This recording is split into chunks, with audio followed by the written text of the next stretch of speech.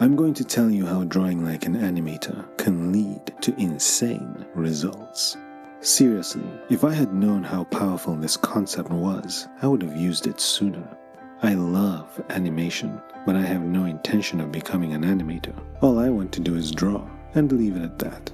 Animation can be challenging. It's on a different level. It's like a step above drawing. You can say a lot with your artwork, especially when you draw exactly what you picture in your mind. And if a picture is 1,000 words, then 1,000 pictures, or in this case, 1,000 drawings, will give you about a minute of animation, and that's if you're lucky. But as difficult as animation may be, it still doesn't make learning to draw any easier. At times, it can be very intimidating, especially when you're stepping outside your comfort zone to learn something new. But that's okay, especially for people like me, who have no intention of drawing professionally.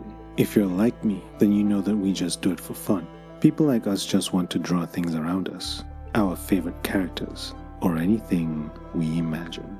We want to share our artwork with others, put it online, and maybe someday even build an audience. A huge thank you to my 10 subscribers, by the way. It's an incredible achievement to finally reach the double digits. So, the question is, if drawing is all I want to do, then why am I telling you to learn like an animator? If you learn to draw things by studying them as an animator would, it kicks your learning into high gear because it will force you to pay closer attention to detail. Detail that you would have otherwise not considered.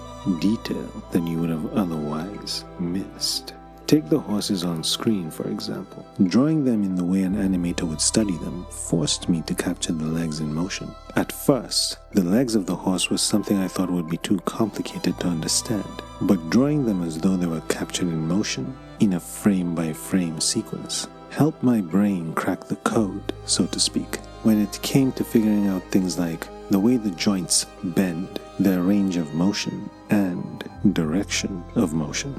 Everything started to fall into place, in a way it never would have if I never took this approach. Combining this along with the rest of the body allowed me to see the drawing as more than just something static. I saw it as fluid, flexible, and moving through space. I started to get a feel for things like what angle looked right, and also how to put it down on the page. But even after doing everything I just described, as you can see, I still definitely have a long way to go. However, my point here is this. By brute forcing my brain into thinking like an animator, it led me to experiencing exponential gains as an artist. You know what? I'm going to get metaphorical, so let me put it this way. If drawing gives you wings to soar into the sky, then animation is like a rocket that propels you into space. But even if you're not going into space, if you shoot for the stars, you'll at least reach the clouds. So even if you're not going to be an animator,